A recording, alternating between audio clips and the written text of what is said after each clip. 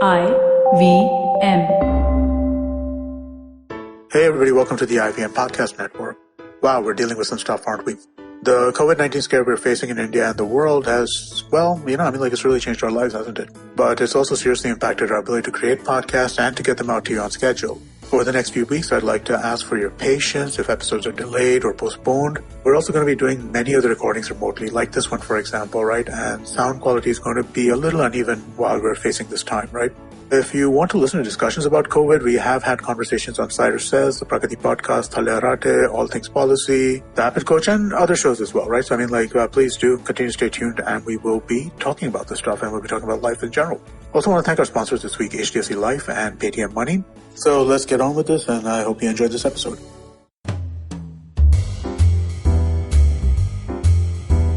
Our today's guest believes having an awesome life is easy. All you have to do is identify and create the right habits, routines, and rituals, and that will make all of us awesome. Easier said than done. His name sounds like he's a doctor, but technically he is not. Ashdin Doctor is a popular podcaster with IVM Podcast. His show is called The Habit Coach. The Habit Coach is a labor of love born out of his insatiable thirst for knowledge and a desire to share and change lives. You can follow him on Instagram at Ashdin Doc and also follow his YouTube channel Awesome180. I'm going to start my conversation with Ashdin right after this break. Remember the last vacation you took? What about the one you took 3 years ago? Okay, how much do you really remember? It's a question I've asked myself often over a decade of traveling the world. Hey, I'm Utsav and I do not travel the world for a living. I have a full-time job and responsibilities, but I have made traveling the world a priority. Priority enough that I negotiate extra leave in my job contracts, obsessively track my frequent flyer miles, and I'm willing to take off at the sight of a cheap ticket. Yes, I am cheap. I have lived and worked in 3 countries. I understand human behavior for a living, and these experiences have given me unique insights into places, people, and culture. With over a decade of travel behind me, I increasingly realized one thing, that we cannot see everything. So whatever we see, we must see deeply. Because as the film of memory decays, the imprints which will stand the test of time are the ones felt by the immersion of the senses, not by fleeting encounters with them. Postcards from Nowhere is an immersion into the world of slow travel, one story at a time. Tune in every Thursday on the IVM Podcasts app, website, or wherever you get your podcast from. Hello. Hi. Hi. Welcome to the show. Thank you. I'm so happy and excited to analyze a habit coach's handwriting. I am super scared. Oh, yeah? Okay. So do you have any question before I begin? How do you do this? It's so interesting. What are the aspects that you're looking at? So anything to do with personality. Okay. Anything to do with how you think, how you make choices, why you think the way you think. Mm-hmm. All of that is included as an overall idea of who you are. Okay. And with your expertise, I can definitely use that. Any thought that you think again and again becomes a pattern. Correct. Right? And that's what builds habit and behavior and personality. Right. Now, that comes on the paper because for your mind, it is one of the expressions. It is not that you're thinking and writing and none of that. You know, people think that if I think and write, I might exhibit a different kind of personality. Correct. It doesn't work like that. Actually, whatever is happening within your mind comes out, whether you are aware or not. In fact, one of the tools we use is called free flow writing, Yes, right? Which is yes. where you just think, you don't think and you just write. And that is exactly what I tell people when they Correct. create a sample of handwriting before being analyzed. Because you do not have to think. If you put a And thought... it's not about copying something and then those thoughts. Not at all. Right. Also, not even memorizing. If you have a poem or something that you really like, you don't memorize that and write it. You Right. just become yourself. Fascinating. Yes. So what would you like to know about yourself? Oh, I have no clue. You can ask any question. I normally never think of these kind of things about what do I want to know about myself because either it comes out in terms of the introspection that we do in the morning. Right. So okay, I don't know. Why am I doing what I'm doing? So as a person, when you... No, not graphology. Like, why am I doing the habit coaching and all of that? I'm talking about that. Oh, okay, fine. Huh. So one of the things that you always loved from childhood is listening to people, observing people, and putting things into a pattern. Like decoding things is your thing. Okay. Like if you get a puzzle, if some situation you're confronted with that you're not aware of, that is your favorite space to be in. And then being able to derive your interpretation of it and being able to replicate that experience is something that you truly, truly enjoy. Now, if we take these behavioral patterns, and I'm specifically looking at your observational skills, like you would tell people things about themselves that they wouldn't know. But you wouldn't observe them, obviously, probably the way I would do. You would do it by absorbing things as a person. And when you're constantly absorbing different information, in your mind you are analyzing and assessing it. And being a habit coach, you can also discern what is the best thing for you to do, what works for you. And you're extremely objective.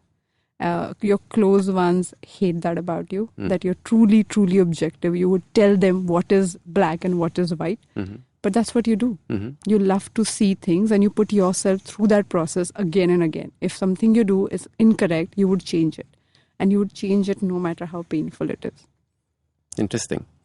So building a habit requires, I believe, all these skill sets.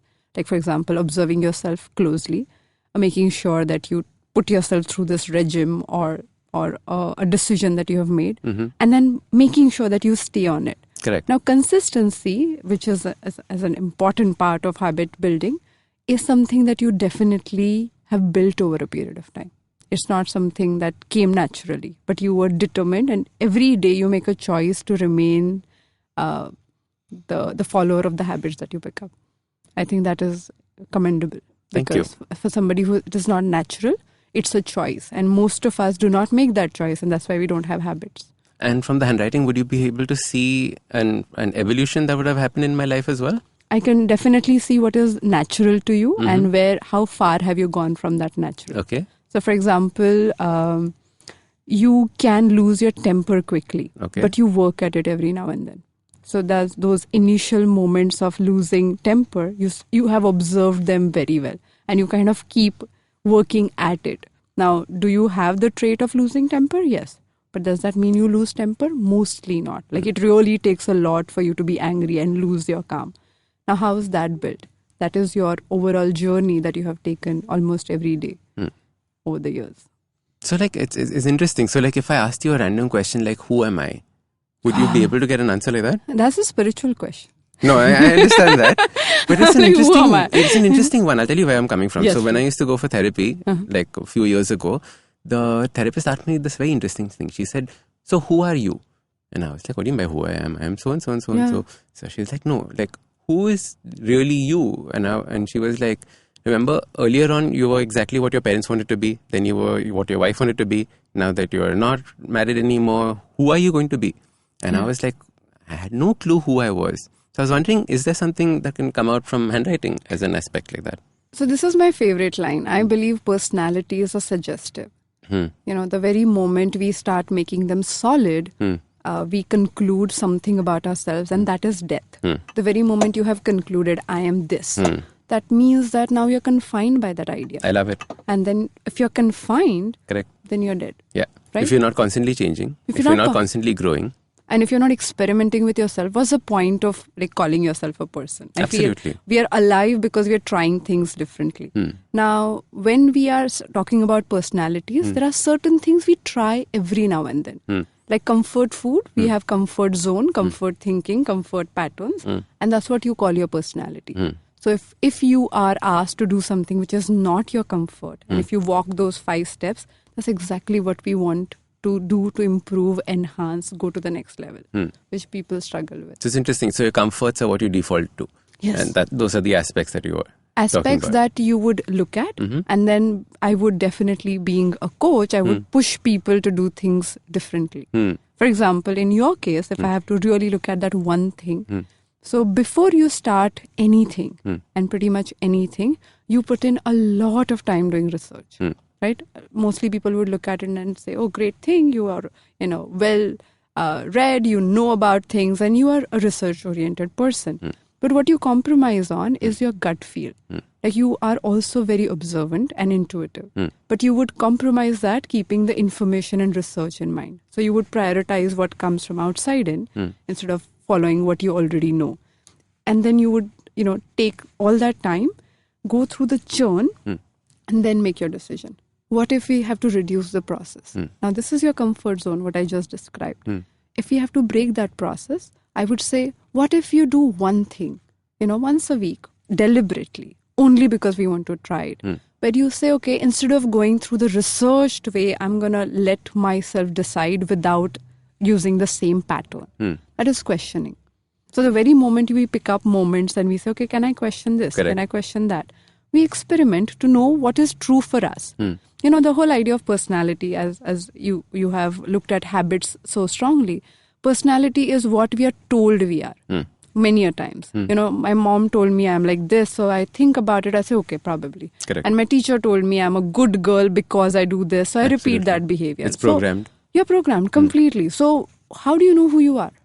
And that who you are has to be built by, especially for adults, we have to experiment to know who we are. That default mechanism is something that we get frustrated with. Correct. Like at 35, 40, we go through this like, oh my God, why I was like this? And, I'm not that person anymore. I have to have something new.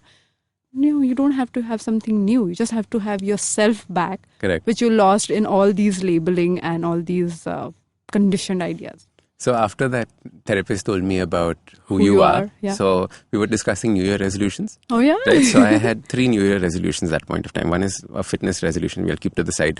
The other 2 were fail at everything.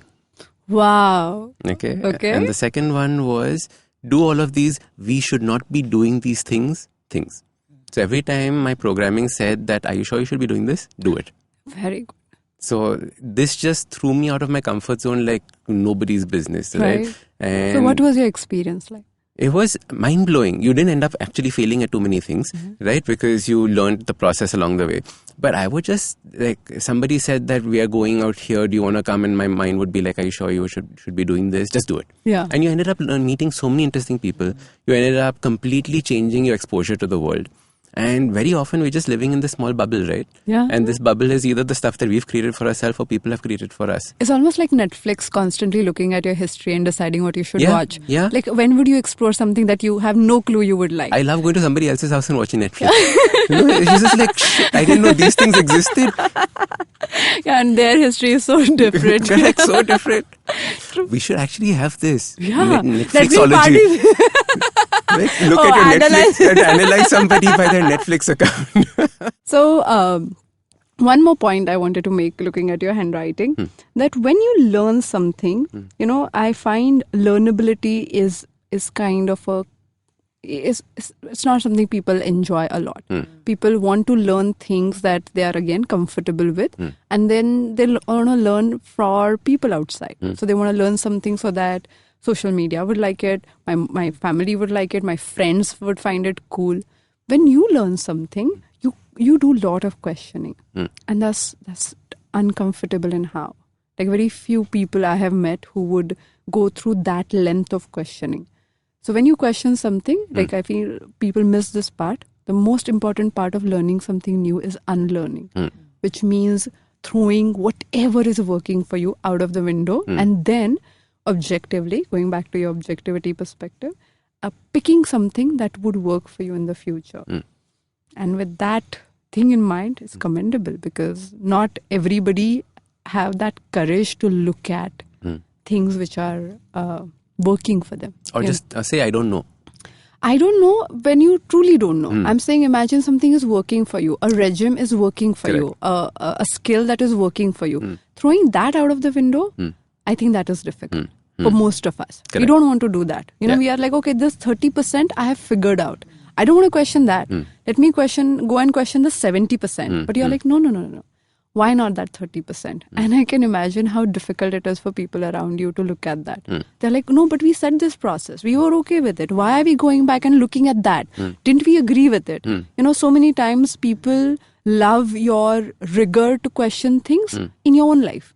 They don't like it when it comes to overall as a When it group, starts as a affecting team. other people. Yes, because all of us want to have comfort zone in our lives and other people's, in our relationships. So people want to put us into different boxes. If you keep moving from one box to another, people are like, no, but I put you into that box. Why are you changing? Because for them, they have to reevaluate everything. I agree. Yeah. In fact, it's so funny because people who know me know that I am not the same person every year. Yeah. Right? And they keep telling me about this, but and I was like, well, why should I be the same person I was every year? There's so many experiences that you learn. And I think we do that to people for our own comfort. Like most misunderstandings that people talk about, even in relationships, is when the spouse is changing beyond their capacity to deal with it. The team member or the boss is changing beyond their ability to adapt to that behavior. And I think this is where we need to take a pause and question. Like, if we really trust in people around us, and if they're changing, are we really willing to be the recipient of the change? And I think you make sure everybody is on that coaching program all the time. Be fluid. That's the only way to be around you. No? If they're not fluid, you're like, okay, I don't know how to deal with you guys. I'm going to be fluid any which ways. Correct. Yeah. And again, coming back, fluidity is not your natural tendency, is what I'm saying. So thereby, it takes a lot of work to be fluid, which is, again, very, very interesting. In fact, I was doing one introspective exercise. So there was a hypnotherapist who had come down. So he was like, why don't we do this together? So I said, cool. And one of the things that I wrote down in that hypnotherapy session was, I am water. And I was like, I can crash, I can become solid, I can become fluid, I can turn into steam, I can nurture, And the whole thought was about how you change states and become fluid. And I know that's not a natural state for me, so it was something that I wanted to inculcate and grow and learn. Be water. Apart from like what Bruce Lee said. But yes, I was about to say, be like water, my friend. Yeah. So the idea was like, how do you become fluid? And nice, interesting. Yeah. So definitely that fluidity is a learned behavior and cultivated behavior. I love cultivated behaviors. I think all of us are born with whatever behavior we are given with, and personalities and genes and all of that conditioning. And then at some moment, we have this moment of making a choice in life. And some people take it and some people do not. Correct. I'm so glad you have taken it. And it's interesting because even in my work, people keep saying, it's in my genes, genetics hai, genetics hai. And there's this whole new field called epigenetics that's coming out, which says that your genes mean rubbish. It only counts the color of your hair and maybe your eyes, but apart from that, everything else is fluid. And it's all dependent on the environment that the genes express themselves. And you can change the environment, you can change the way your genes express themselves. And that's exactly what this is. And the environment part is so important. Like while building your characteristics, most of the time people believe I'm going to think a thought enough and then it's going to change me. It does not happen because it's not solid and you cannot count on it. But the very moment you put things outside in your environment and to give that feedback every day, things start changing. Yeah. You have to put on your gym pants if you want to become someone who goes to the gym. Yep. Right? You can hang around in your pajamas. At least keep them like outside. First thing in the morning you look at and then you like get into it. Correct. No, so one of the simplest habits for getting into a gym routine is just wear your shoes. Oh. Matlab, like if you're sitting at home and watching TV after that, chalega. But at least you worn your gym shoes, you worn your gym clothes. So now you become the kind of person that... I was having a conversation with a friend over breakfast just now that when I'm addressing a crowd, I love to wear my heels. Every time. And that's like a thing I get into. But sometimes I do it online program. And one day, in the middle of the night, it was happening in the US. I was like gearing up for it. And I wore my heels and I was walking in the house. I'm like, and my spouse is like, okay, what's happening here? Why are you walking in heels? It's 12:30. And I'm like, yeah, I know I'm noisy, but I have to because that's how I get into my zone of like being a speaker. So yeah. Clop all around. Yeah. So, what question would you like to ask me? Okay, a random one, not about me, but like, do I need to improve my handwriting? If you want to improve something about yourself, yes, why not? So that's an interesting way of looking at it, huh? Yeah, it is something where you do not have to cognitively look at things and think about it too much. You actually give yourself that space, a breather. You go and let your body take over. What I was talking about, how a thought can't be held and you cannot create a habit. What if you can actually use your body, in this case handwriting, and use that as a mechanism to change something about your thinking? So I have a friend who has her formal handwriting and who has her note-taking handwriting. And your friend would have her public persona and a normal persona. Interesting. Is it true? Right? I'm sure she would, yes. You would know. You would observe that because we believe that we have 2 different scripts or 3 different scripts. It's because we believe that when I'm in public, I must behave like this. When I'm at home, I must, I behave like this. So people carry those persona. I think people who are presenters, stand-up comedians also call it like a public persona building. Yeah. They have this exercise. So they say, as a public persona, as a comedian, I have like this trait. Yeah. Correct. Whereas as a person, I'm not. I think we do that all the time. And that comes out in our handwriting. How interesting. Also signature. Signature is a public image. What does my signature say? So your signature, and if as you can look at it, it's very similar to your handwriting. Now that is something people avoid doing, believing that somebody can forge the signature and all of that. But fundamentally, the way you are as a person, you're willing to be that when you're in public. And that means no matter how messed up you are in your mind, you're okay, you're willing to be that. That has put you into different situations, but you're okay doing that. You're like, I don't want to wear a mask and pretend to be somebody I'm not. And that is the point in your signature. When your signature is very much like your handwriting, that means as a person, you can present yourself more honestly. Now, some people say that I cannot do it because my work demands that. Some people would say that, oh, my family would not accept me. Now, they have their own reasons to be someone else, and nothing wrong, nothing right. It's just that this is who you are. Correct. You prefer and you have chosen to be more of who you are. So. Interesting. And what are the things, like looking at my handwriting, what are the elements I need to change? What do I need to tweak about me? Most important thing that I would look at is, I cannot call it lazy, but you get bored quickly. Like, something that you have learned enough from that project, that information. Then if it is not rendering new challenges for you to stay engaged, you switch off. I think that is one thing where you might have to look at it. So if you have to recreate even your habit, you have to create something in it as a feedback mechanism. It has to feed you. It has to be interesting. Interesting. And that interesting, I feel, is a perspective where the whole struggle of remaining water comes from. So if you look at it and we say, okay, what if it did not stay interesting? What if I change my perspective to it and I can flow?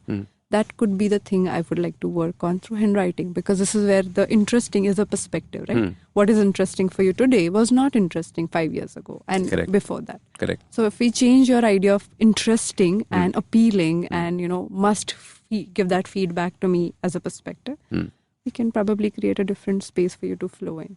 Interesting.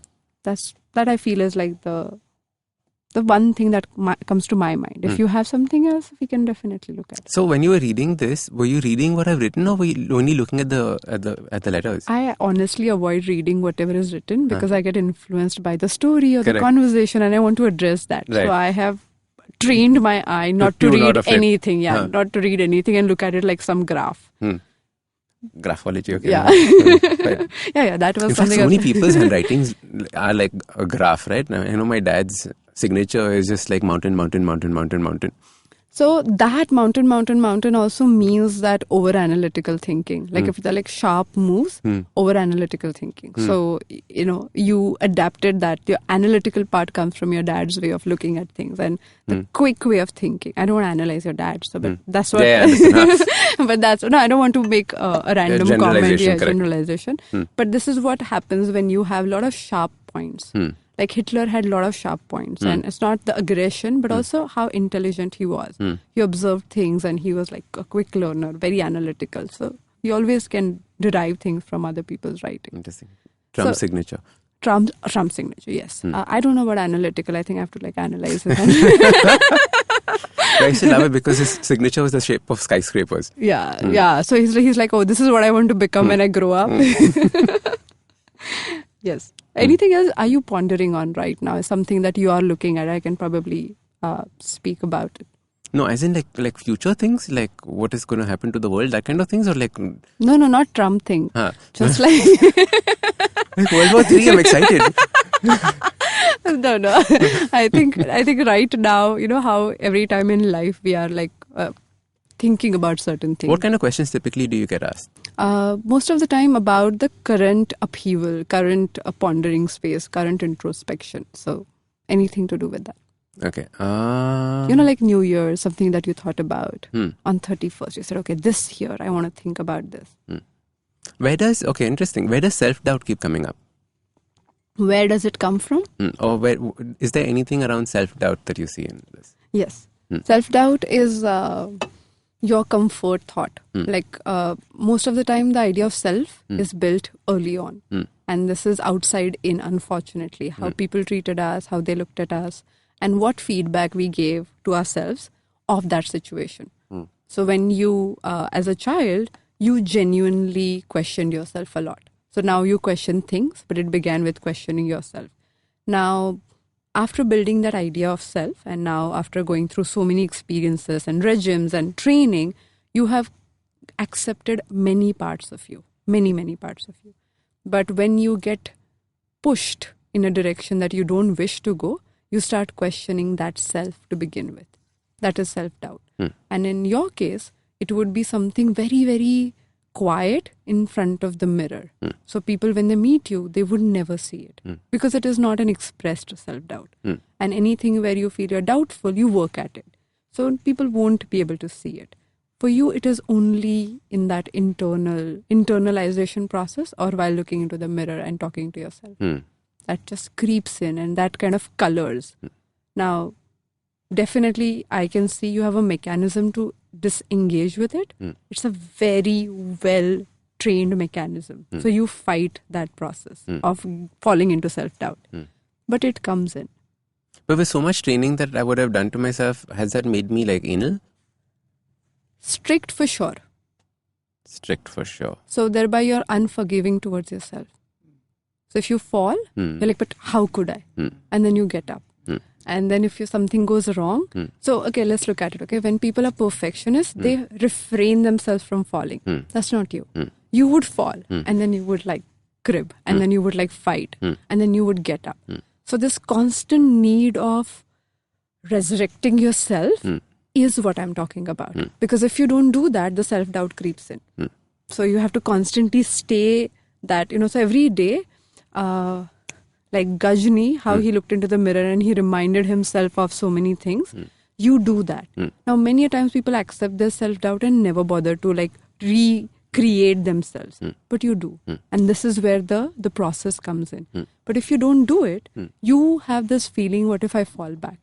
So you're very, very, very harsh on yourself when it is required, according to you. Interesting. But don't most people also think about in the mornings who they are, what they want to be? Or do people just completely bypass that? Do you do that? I do it also because I'm a coach. So I think we are one category and we're like somebody, they should like put into jail or something. Do not evaluate. Because we can evaluate anything and everything. But I believe most of the time people avoid it. People, how people have regimes and ways of getting up and not thinking. And not falling into any trap where the mind can take over. So we do it because we want to avoid distraction. We give ourselves the excuse that I was busy and I had to finish it and I had to go to work, whatever. Yeah. But we avoid thinking. We do not want to do the activity. But you do that activity. You build yourself. You would have introspective mornings, or you would like make sure that you give yourself that space to choose. And that is a choice-making space. Interesting. Nice. I have a question. So when you're following your habits constantly and going through it, when do you know when to change a habit? Very interesting. So what I do is, the first thing is that you have to be comfortable feeling sometimes with your habits. So what I do is, it's not like the way that we talk about 21 days in a row. So the way I've created it is, make sure that you don't fail twice in a row. You don't fail twice in a row. Right, so you did this today. Tomorrow, if you didn't do it, no problem. The world's not going to end. Make sure, under any circumstances, you do the next day. Okay. So basically, otherwise what happens is that missing the habit becomes the new habit. Yeah. Correct? So we want to maintain that. When it becomes easy and has become a part of you, then we say, how can we tweak it? Right? Because every single habit can have a beginning, advance, intermediate, advanced stage, right? So that's how we start playing around with it. When it becomes a part of you, that's when you... In fact, with my clients, I'm the happiest when they said, nothing's happened right now. And then I was like, okay, so tell me what's happening. So this is happening, but I'm not thinking about them. So I was like, good. So now it's become the a time habit. to, So now it's the time to do something else. Okay. So the idea is patience and give it enough time for the habit to form. So I recently did a video on resolution, and I told people that please do not pick up resolutions and then wake up every morning say that, oh shit, I have to do this. Oh shit, I have to do this. So what people must do from your perspective when they are doing habits from this, like, oh, I have to do it. Like, I believe that it is not only what you do, but it is very, very important how you are as a person when you do something. Correct. So in fact, even we don't talk about resolutions because resolutions are more like challenges. Yes. Right? We talk about goals. Okay. And be like, for example, how we do in the corporate world, which is instead of a yearly goal, make it a 6-monthly goal, make it a quarterly goal. And then now start tracking yourself from a quarter basis. And then actually start seeing if you're making a change in something or not. Because not everything has to be a full year. You might be running a marathon in Feb. You don't need a year resolution of running. Correct? You just need it up till that point. So plan out your year according to that. So you should have a general idea of what I want to do, who I want to become as an upper macro thought. And then break it down into what do I need to do for that. Very often we fall into the trap of saying, everyone's running, so I should also be running. And then if you're not making a resolution or a goal that is something that you want to do, it's going to fail for sure. Right? So the first thing we talk about is intention. I actually believe that intention as an idea is an extension of who you are. So if there is a disconnect between who you are and what you understand about that, correct, then your intentions also won't hold true. Yeah. So I completely agree. In fact, there's a client who wants me to work with her son. And I was like, yeah, but the son doesn't want to work on himself. Like, how can I force myself onto this person? No, you have to. But the idea is that only if there's intention from that person's side will I ever be able to work with them. Otherwise, it's like setting myself up for failure. Sure. And half the time we do that. We just set the constantly, life up for failure. Yeah, and only by having wrong intents. Wrong goal setting. Good. Completely wrong goal setting. I mostly talk to people about having an aspect list. Instead of having a goal list, have an aspect list. Because what we think we will achieve by achieving a goal is the emotion or the feeling that we want to achieve. And we don't have any connect with it. We only talk about where we want to go. Correct. We do not know why we want to go there. So I believe that goal setting is knowing what you want and why you want it. Nice. Tell me a little bit more about this aspect thing. So I believe that most of the time goals are outside. So you say, okay, I want to reach this particular destination or achievement. But the emotion, like for example, imagine a person running. And both of us are sitting here having a cup of coffee. We do not know why the person is running. But probably he's running because there's a dog behind. Probably he's running because there's a kite in the sky. Or he's running because he's preparing for a marathon. Now as a goal, the action remains, running, yes. These many minutes, done. But the motive behind the action defines his or her experience of the action. So if you're running away from a dog, there's a fear driving you. If you're running towards a kite, there's this desire that is driving you. But when you're preparing for a marathon, you are observing your breath, you are wearing your favorite shoes, running because you want to get into the motion. This is your choice. Now, the action, goal is achieved most of the time, but the aspect is not. The aspect is also enjoying running. Aspect is also staying connected and in tune with the goal that we are setting. And that cannot happen if I do not understand who I am. It cannot happen if I do not question, I think I want this. Do I truly want it? Correct. And that comes from introspecting, I believe. Interesting. I never heard the word aspect being used. That's why I was curious about it. That's one of my favorite tools. I can start my every module with aspect list. If you don't have an aspect list, I would sit with you and make that list before you do anything. So I believe that's... So what are your aspects as in a person, right? So that's what we're looking at. Yes, like something that you truly... so you write your goals and you say, okay, but why do I want it? And then you find your aspects. Right. So people say, I want to travel the world. Why? Correct. Because I want to explore. Correct. Can you explore your city? Yeah, I haven't explored my city. So can we begin with exploration as an aspect list instead of only saying, world travel. Like if I love music and I want it in concerts, okay, so what is an aspect? I want to connect to music and that brings something out. Can you listen to music every day to connect to that? Oh yeah, I can. So aspect can be fulfilled most of the time right away. Correct. And then you can explore it to take it to the goal. But people just jump on the goal believing that the goal will feel in and then they will feel happy. And half the time the goal makes you feel empty. Yes. And after achieving that, after putting all these hours, you're like, oh, but I'm not enjoying it. No. Not because of the goal, but because of you and because you did not say why you wanted to get into that run anyways. Correct. And a celebratory lunch is still pending. Huh? Oh. What's that? For the Habit Coach podcast. So like every time 500 episodes. No, 500. Bapre, no. We did 160 episodes, but the celebrity lunch was hitting certain number targets. That we had. Goal setting. Oh, we get it. We are looking at Kavita right now. Okay, done. Yeah. So that's it from my end. Any question you have? Anything? I don't know. The thought I was having was 3 things that you typically look at when you look at handwriting. The most important trigger that person comes alive with. The most important trigger that person feels turned off by. And the driving fear force. One is like in your living life. What turns you on is the most important thing because enhancing that would make your life happier. Reducing the triggers that kind of turn you off can give you the insight into what you're avoiding, not what doesn't work for you, what you're avoiding. And fear, I feel, is also externally bought idea. I fear this because I'm told to fear this, authority, this, that. So these are the 3 most important things I look for naturally.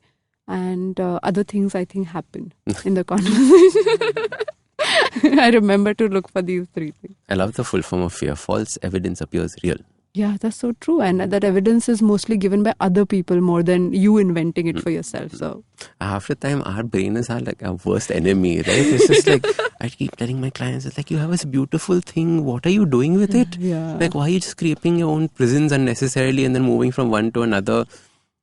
Because again, the habit, we are like constantly told that's what we must do. And if you're not doing it, then you are like being lazy, you're not working hard. All these ideas. Like, I don't think we've come from a culture where you can just sit and enjoy the moment. You have to like constantly be at some prison building and prison breaking. Building and prison breaking. So this hypnotherapist, I don't know if you're running out of time, but like a nice one. So he said that what if you had one wish, like, like Aladdin or anything, what would you do? So we were in a group and it was interesting because I think in the group, out of 10 people, 4 people said free ticket and visa to travel the world. I was about to say world travel. World travel. Every single one, world travel. And you're like, why? To see the world? But why? What is stopping you now? Yeah. No, I don't have money, I don't have visa, I don't have this, I don't have that. I was like, but why did you waste an entire wish on world travel? Yeah, exactly. Like, yeah, that's so true. And also this one thing I feel about goal setting. I feel like, we set goals only from the prison that we are in right now. Like, I'm stuck here, so I will set my goal to get out from here. Correct. Like somebody who believes that they don't have enough resources to travel, they would kind of keep that as a wish and then they feel my life will be happy. The very moment that construct changes, you're like, yeah, but world travel wasn't that much fun. Huh. Freedom happened. Yeah, freedom. That's so true.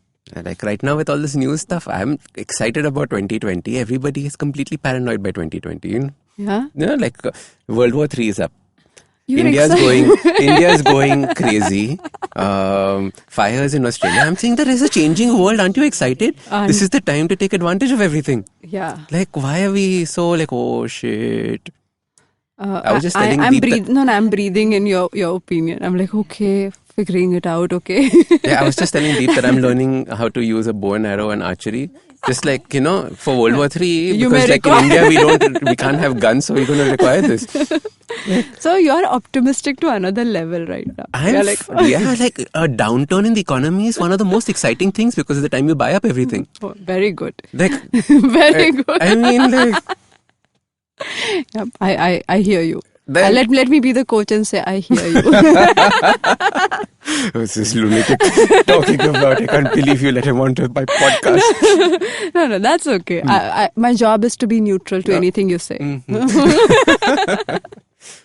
Lovely talking to you. Same here. So fascinating. Thank you. Best of luck on your new podcast. Thank you. I didn't expect this conversation to be so free-flowing and enjoyable. I thought I'm gonna have to walk around, Sometimes it's kind of... Did that come out from my handwriting? No. Before I walked in. Then I looked at your handwriting and we started talking, as you know. Lovely. Yeah, because I saw you you didn't even look at it. I think you just one cursory glance, and I was like, she hasn't read anything. I put so much thought into it. Yeah. What to do now? But also I believe it's a good thing for you, because if I read, then I would start analyzing what you have written. I think it's a very good thing that you did. Just switch off. Yeah. Lovely. Thank you so much. Thank you. You would have noticed some people love habits, routines, or even rituals. And others, no matter how convinced they are, can't get on with it. While Ashdin speaks about how one can create amazing habits, I thought, why not to explore your personality type when it comes to habit? Why some people find it difficult, why some people find it easy. Are you an upholder, a questioner, an obliger, or a rebel? Tune in on Friday to find out what is your personality type. Thank you so much for joining me on Absolutely Right. Happy writing!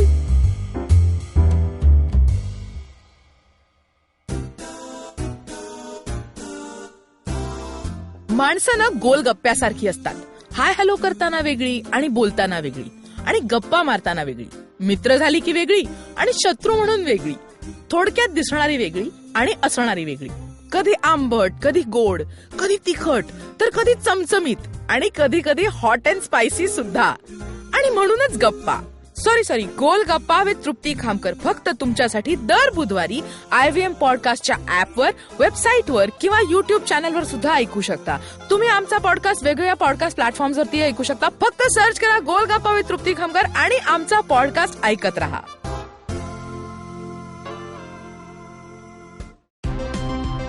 Look! Up in the internet! It's a meme! No! It's a cat video! No! It's the Geek Fruit Podcast! That's right. We interrupt this riveting broadcast to tell you about our show, the Geek Fruit Podcast, where Tejas, Dinkar, and I, Jishnu, talk about everything in pop culture, including DC, Marvel, Star Wars, Netflix, and everything in between. You know how your friends hate it when you ramble about some nerdy crap and you just want somebody to listen to you? Well, sorry, there's nothing we can do about that, but come listen to us ramble and it'll almost be like the real thing. Kind of. Listen to new episodes of the Geek Fruit Podcast every Monday and the Geek Fruit Bulletin every Thursday on iTunes, Google Podcasts, the IVM app, or wherever you listen to podcasts. Happy listening, you nerds.